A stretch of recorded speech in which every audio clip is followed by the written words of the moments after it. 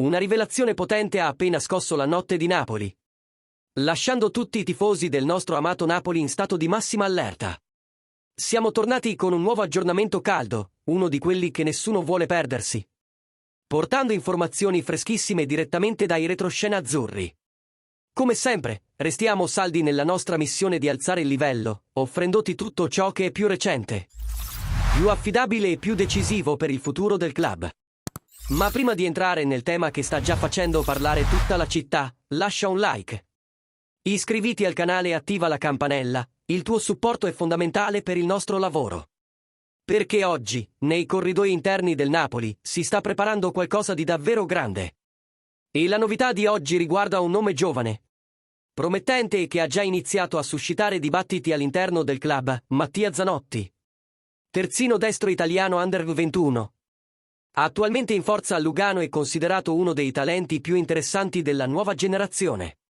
Secondo quanto riportato da areanapoli.it, Zanotti è stato ufficialmente proposto al Napoli come possibile erede di Giovanni Di Lorenzo. Non come titolare immediato, ma come riserva qualificata, pronta a crescere all'ombra del capitano e ad assumersi responsabilità nei prossimi anni. La situazione si è evoluta rapidamente. Il celebre agente Federico Pastorello, che rappresenta Zanotti, era presente allo stadio Diego Armando Maradona durante Napoli-Cagliari di Coppa Italia. Seduto accanto a Giovanni Manna, ha osservato con attenzione la prestazione della squadra e, la mattina seguente, i due si sono ritrovati presso lo storico Gran Caffè Cimino, tra le 11 e mezzogiorno, per discutere sia del recupero di Meret e Lukaku, sia di potenziali operazioni di mercato, tra cui il nome di Zanotti. Il giovane terzino possiede caratteristiche che piacciono molto al Napoli, italiano, classe 2003. Si adatta perfettamente ai requisiti di rosa imposti dalla Serie A e può giocare sia in una linea a 4, sia come esterno a tutta fascia in un sistema a 5, proprio come nel modulo preferito da Conte.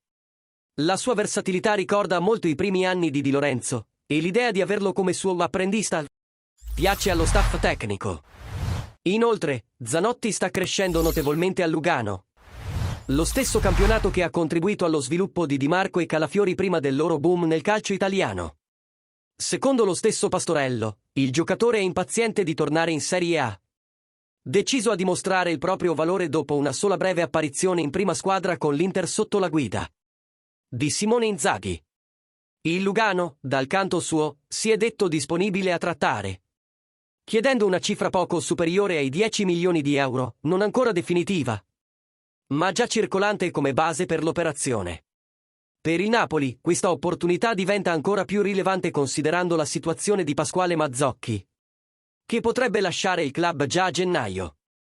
L'arrivo di Zanotti permetterebbe di avviare un ricambio programmato sulla fascia destra, garantendo futuro e competitività in un ruolo chiave nello schema di Conte. Il ragazzo potrebbe essere inizialmente girato in prestito a una squadra minore per accumulare minuti, oppure restare in rosa come alternativa diretta al capitano, salendo gradualmente nella gerarchia. Ci troviamo di fronte a una mossa strategica, pensata non solo per l'oggi, ma soprattutto per il domani.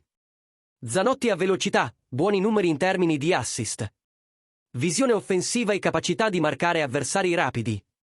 Il tutto unito al fatto che è cresciuto nella storica scuola difensiva dell'Inter. E adesso vogliamo sentire la tua opinione, tifoso azzurro. Zanotti sarebbe una buona scommessa per prendere il posto di Mazzocchi e imparare da Di Lorenzo? Vale la pena investire 10 milioni su di lui?